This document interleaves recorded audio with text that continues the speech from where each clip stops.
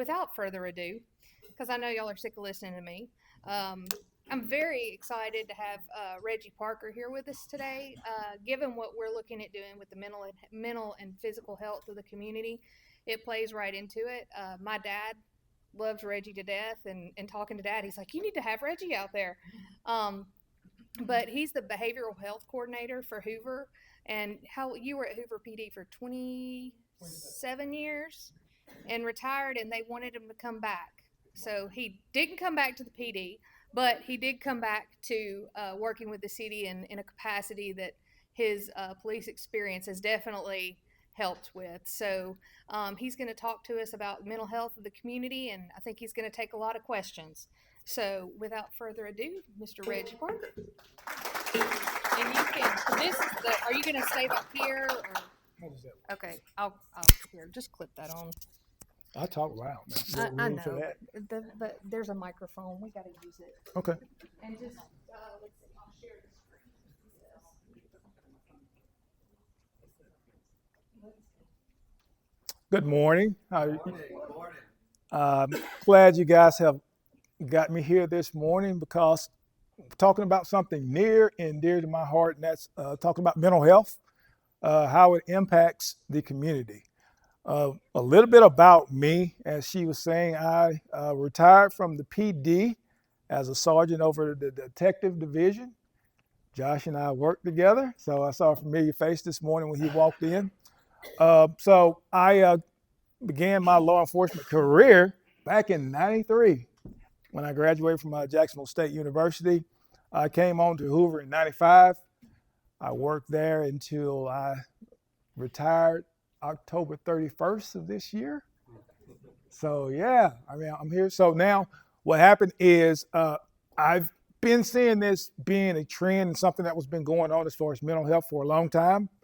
I began 23 years ago with the crisis negotiation unit.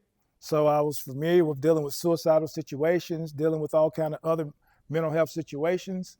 And the only courses that I had been to was the FBI Negotiator School. I had been to the ATF Negotiator School and the PATC, the Public Agency Training Council. So that was some of the things that I had been to, but I wanted to know more about how are we impacting people as far as the mental health community is concerned. So went back to school because we have a education reimbursement fund as far as Hoover's concerned. So I went back to school to get my degree in counseling. I went back in 2009. I had a long break when I graduated college, but I went back. Hoover paid for the education. You can go ahead and forward it if you want to.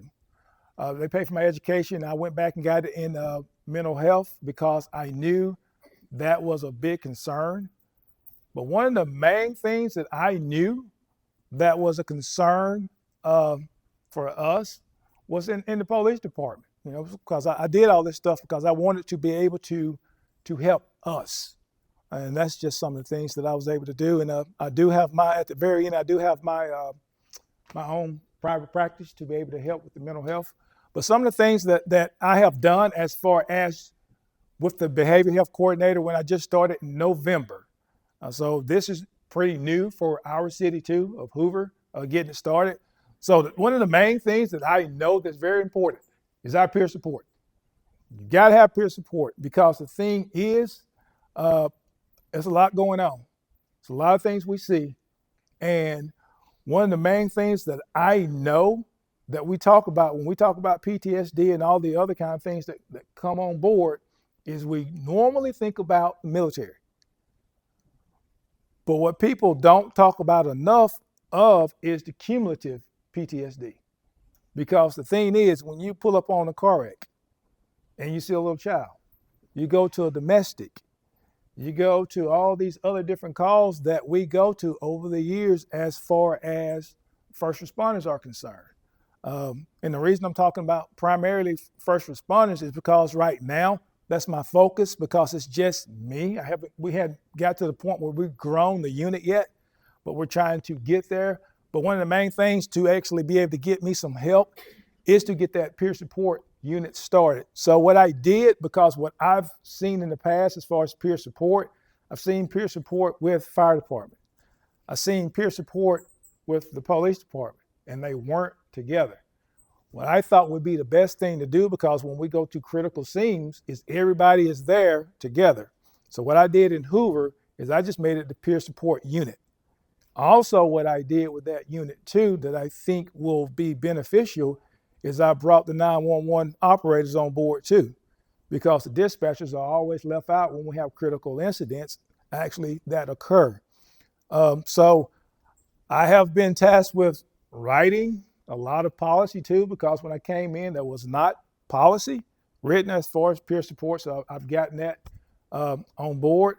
Also, I'm working on getting the officer safety and wellness program, because the thing is we deal with mental health as far as other people are concerned, but how do you deal with your own mental health?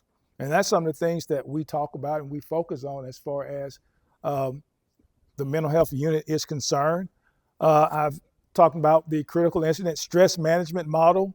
We're looking at that as well. Also, the veterans assistance.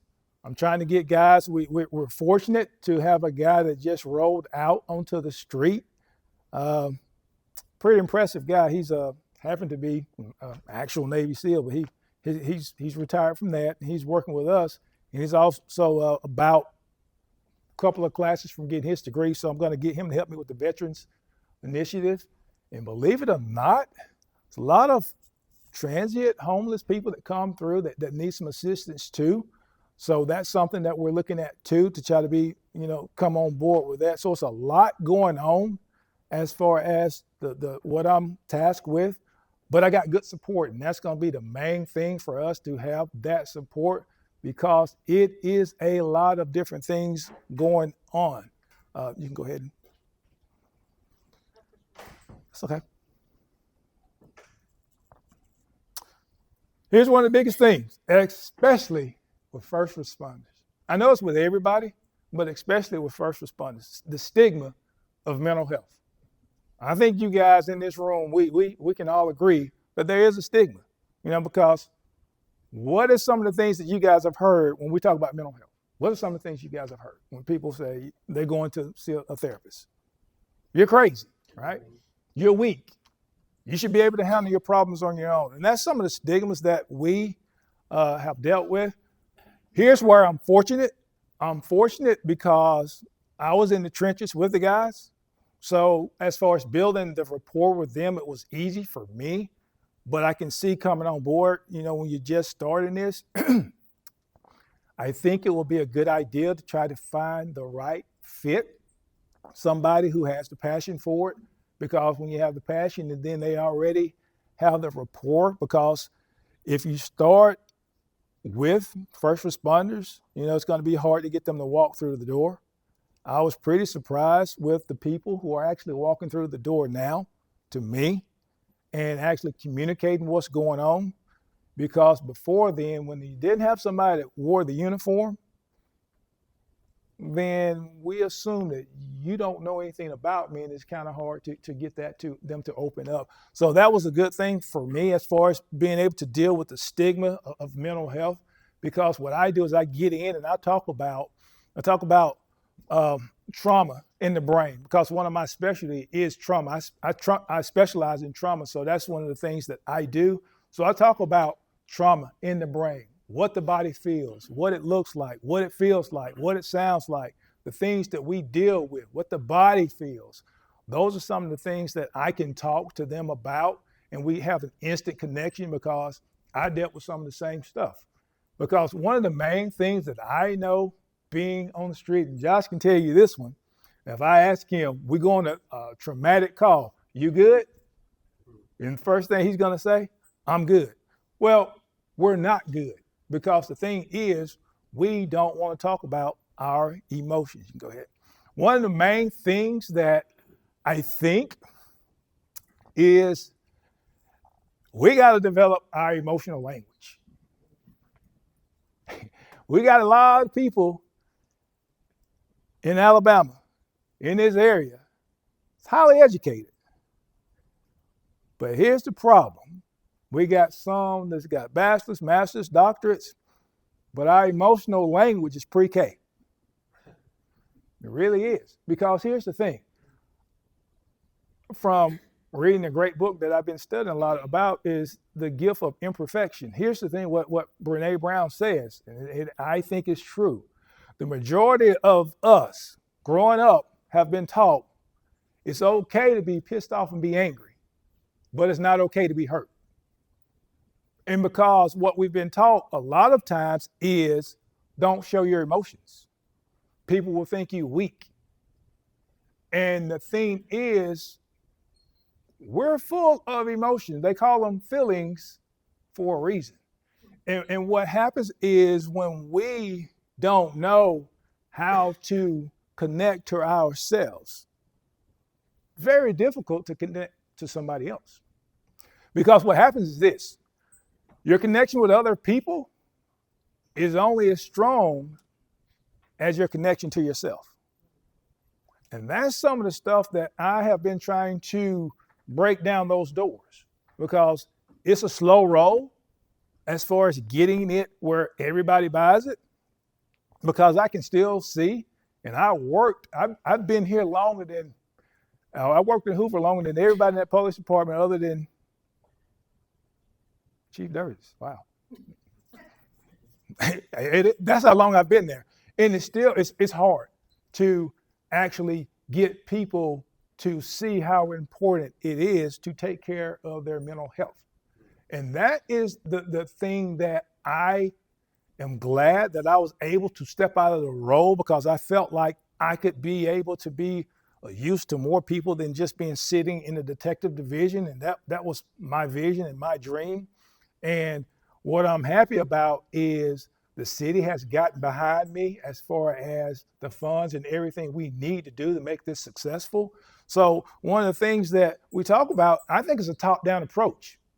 Because if you don't have the people up here willing to buy into what's going on as far as our mental health is concerned, because all of us deal with it, because we're told not to deal with our emotions doesn't mean they go away. And that's something that we all have to consider. And some of the things that I'm trying to bring awareness to is there's nothing wrong with us being able to take care of ourselves mentally. Because if you don't take care of yourself mentally, all the other things get out of sorts, and we can't be grounded and be the person that we want to be. So this is one of the main things that I've been focused on recently is, the emotions, connecting, your mental health, being true to yourself. You can go ahead. So another thing I talk about too is, especially with first responders, is our worldview. And when I ask people about their worldview, most people don't know what their worldview is. And the example that I always give in the class that I talk about is like, why do you root for Alabama or Auburn? Most of the time, I don't know. I was just raised that way. And that's what I've always been taught. But I asked the second question, but why do you believe what you believe? And the reason I ask that question is because sometimes we don't realize how we impact other people because we don't know ourselves. And I want us to get to know our authentic selves. But back to the emotion, the reason we don't know our authentic selves is because we've been taught most of our lives, don't pay attention to your emotions. Where our emotions is our connection to who we are, and our connection to who we are impacts how we deal with other people. Because what happens is we sit with anxiety. We sit with depression. We sit with a lot of different things because it's something that we don't talk about. It's one of those hush-hush things. Well, as things have gone on, we've moved forward, what happened is this is at the forefront now, and it took me a while. It took me 10 years to get to the position that I'm in. Because when I started this way back, I said, we need to do something about this. We need to do something about this. We need to do something about this. Because what I saw and was seeing over the country is when law enforcement officers died, some of them died by their own handguns, and that number was 80%. And I knew we needed to do something about this, because the thing is I know when I've gone on scenes how things impacted me, especially when it was closely related. I can tell you the calls, just like standing up here. I won't go through all of them, but I can tell you the ones that impacted me. And when I was asked, "You good?" "Yeah, I'm good." Because I didn't want people to perceive me as being weak. I didn't sleep for 3 months because the little girl that I saw killed was 7 years old at the time. And during that same period, my daughter was 7 years old. And the thing is I knew we got to do something, because mental health is very important for all of us. Because even though most of you in this room may not be or worked in law enforcement, we all deal with it. We all have limited emotional language because of what we've been taught. This is a dog-eat-dog world. We strive in a world of where it's perfectionism. And if you mess up, you don't feel like you're supported. So these are some of the things that I know that all of us deal with. But what we got to do is we have got to be honest with ourselves and take inventory. You can go ahead and move. So here's what I want to do. I think what will best help us, because I know we're still building, is I would like for you guys to ask me questions that you may have, because I think that will actually better help us to kind of help you guys formulate which direction you want to go.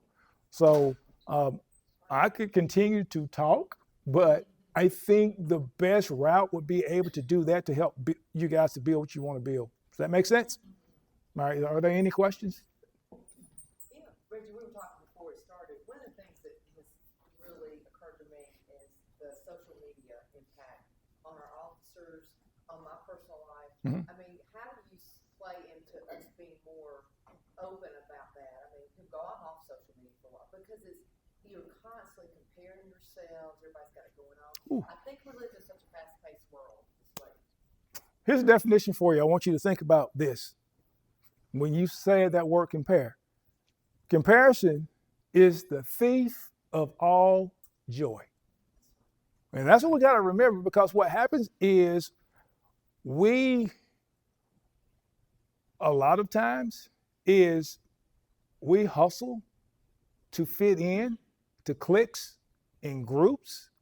And what I see, especially with my kids, is sometimes people develop their self-worth by how many likes that they get on Facebook. And we know that as far as our age, that is not accurate, because what people put on Facebook and social media are the good things. They don't put on the things that's going on behind the scenes.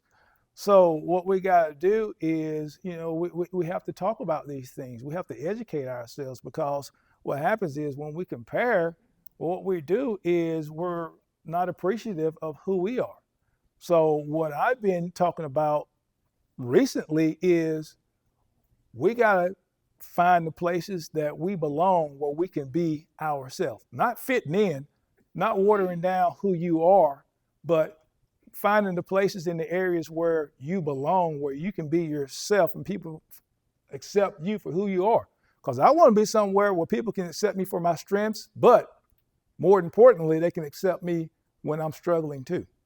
That's the areas when we know we belong, and that's where I'm trying to shift the people that's working in Hoover to that part where they know that I can be my authentic self.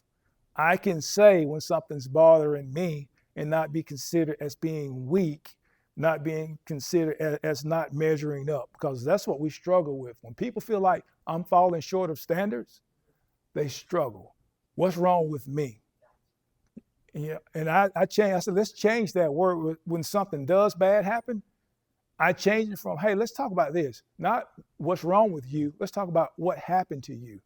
And when we can change that verbiage, then people can start seeing things in a little different view. I see. PTSD. Can you explain that? I thought it was related to a specific. Yeah. Well, cumulative is you just getting exposed, because what happens is most people, maybe they will run into a traumatic event once and twice in their life, maybe 3 times. But when you talk about cumulative, over my 29-year period, I can tell you the amount of times I've gone and I've seen things that the normal person wouldn't have seen. And I work in Hoover, but think about the people working in Birmingham and other places. It's a lot of different things that go on that you see, because a lot of times people won't define things as traumatic, but it is. Because when you put up on a car wreck, you see things that you shouldn't see, that's traumatic. When you go and you see somebody cut really deep, that's traumatic. When you see somebody shot and they bleed out in front of you, that's traumatic. So it's cumulative, it builds. It's just like a snowball effect. So that's what I mean when I say that. I think she has a question. Go ahead. Go ahead. Well, I was just thinking about, as far as where we're coming from, one thing that we're looking at is, bullying in schools and things like that, and the traumatic effect it has on kids. But also, what can we as parents do to make that safe space where that kids can talk? Because we as adults, as parents and grandparents, have to take care of our own mental health before we can be examples to our children. Mm-hmm. So what would be the best steps for us as individuals? You have to be the change you want to see in your community, in your household, in your world.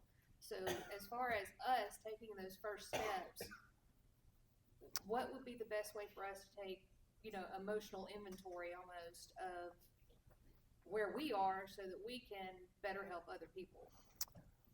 First, I would say you need to start learning how to choose yourself and be authentic to yourself. And the thing is, when you talk about being able to get your own mental health, well, what's really going on? What am I struggling with? Where are my deficiencies? And the thing is, what I had to do with myself is sometimes it's hard to look in the mirror and accept the things that's going on. But here's what we need to do, and I think to answer your question, is be able to accept the things that we like, but also accept the things about ourselves that we don't like, and come to the conclusion, although I may have some deficiencies, I am still good enough. Because that's what I think we struggle with when you talk about the comparison. Am I not measuring up? Am I not good enough? And that's what happens for me when I can say, you know what, despite of, I'm still good enough. And it helps me to ground myself and to be able to build off of what I have, and to be able to learn myself. When I talked about, connecting with myself before I can connect with others, well, who am I? How do I operate? Where do I get my source of strength? And when I can start learning who I am and really connect with myself, because my connection with other people is only as strong as I can connect with myself. And once I can connect with myself, then I can start walking through different things. And then when I can start helping my kids, because I got a 20-year-old, 17-year-old. So I need to be able to be the best version of me, so I can be able to influence them the best way I can. Does that help? Okay. I have 2 questions. The first one is, do you have any sort of program that you take to the minority communities of Birmingham? Because I know, as a Mexican American and also an African American community, this is so frowned upon that you talk about, that when I was in Mexico last, this was on the presidential campaign for the country of Mexico. The second question I have is, do y'all have any partnership with NAMI, National Alliance of Mental Illness? I sat on one of their boards for Shelby County for a while, and the work that they do in Shelby County with law enforcement, is really important. I just wonder if we do anything like that in Jefferson County with NAMI. Yes, on both. I have been trying to build relationship with NAMI. I've got contacts, but I will love to talk to you afterward as well. Because the thing is I'm still in the building stages, because I just started this in November in Hoover, but I kind of had an idea what I wanted to do. As far as the minority groups, I've been going to Birmingham, Vestavia. Well, I don't have a lot of minorities, but I've been going to other agencies trying to touch people because I do a lot of training for Birmingham. A lot of training for Birmingham for that very reason of what you're talking about, because it goes across the board with everybody. It touches everybody. So what I try to do is make sure to make it as normal to everybody as possible, because the thing is, I think it's been hidden in the back room for so long that the struggle is really uphill because of the stigma. And what we do is we have placed definitions on things that we don't understand because we never dealt with them. So to answer your question, yes, I've been trying to knock down that door, but I know I need a lot of help from other people to help me knock down the door. So yes, I definitely know and see that that's a need. So thank you. Reggie, you going to be able to hang around for a little bit afterwards? Mhm. Just ask. Okay. Reggie, over the last decade, maybe longer, you talk about peer support for your fellow law enforcement officers and the stress, the traumatic stress they go through, and the self-image stress that they go through. We have not been. The world's getting harsher. We all want to be accepted. We all want people to like us. That's why Facebook says, see who I can get to like what I'm saying. And yet, being a law enforcement officer, there's so much criticism. There's so in society, and there's so much negativism, and it seems to be self-perpetuating, especially with social media, et cetera. And that self-image that a law enforcement has, and realize that, I'm doing something good for society. I'm just saying that's part of the cumulative stress in my view. That it's bad going into a traumatic situation, but to have people verbally criticizing you, it's got to be hard. Oh, especially when your family members jump on Facebook and they're talking about law enforcement like law enforcement don't have feelings, and they're your cousins on my page. I'm like, I'm not a murderer. But it is very difficult when we, the majority of people, know why we got in law enforcement, and it was to be able to help others. And the thing is, are there some bad apples? Yes, but there's some bad post office workers too, because how'd they come up with the term going postal? I'm just saying. There's some bad teachers. There's some bad politicians. But the thing is, it is, when you talk about Uvalde, I don't know what all happened there, but there's a lot of different things that go on that come into play that people don't understand. And what happens is, and I think it's very disheartening, because I didn't tell you this part, but I was an SRO for 10 years. And when, to your point, to the minority group, is when you are trying to impact kids and they can't get past the uniform. That's very disheartening, because what happens is, and I remember this when I went through the academy, my law enforcement, as a law enforcement officer, my fundamental duty is to serve and protect the community. I will keep my private life unsullied and an example to all. And Well, the thing is, now it's hard to get out of that car right before I retired and to go into somewhere when you see people looking at you like you're disgusting. When you have people making comments, when you have people putting their finger in your face, cursing you out, it's hard. And that's the reason, it was another reason I said, after we had the protest over there in Hoover after the gallery incident, that was very difficult. And I had to do a lot of praying because of the things that we went through.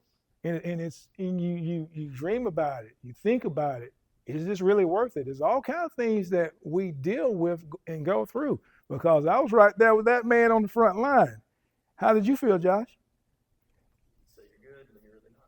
Yeah, but it was stressful, because the thing is, we work right across the hall from each other. And what was it, 28 days straight that we had to go out there? Wasn't it 28 days straight? No, I didn't go to the protest. Oh, you had just left? I was gone. Dang. Yeah, It it was, was 28 days. it was 28 days straight. So it was 28 days of straight stress. It was 28 days of, oh, well, you know what? Since you got that uniform on, Uncle Tom, we're going to come to your house too. That was said to me. It was just different things like that. But so the mental part of it, it weighs on you and it starts making you start second guessing. But fortunately, I'm strong enough in my mindset that I know I got to look at the big picture instead of this small sample size. But everybody's not that fortunate. So what they do is they carry that weight and it starts coming off in other areas of their life. It may come off when they're dealing with somebody else, may come off when they're at home, it may come off. There's other different things that we deal with. And this is going to be good as far as people to offboard when they have the mental health aspect as far as being able to sit down and talk to someone. So for you guys to be considering this, I think it's going to be really, really good. I think it will actually bring the community together when they see you working in this arena.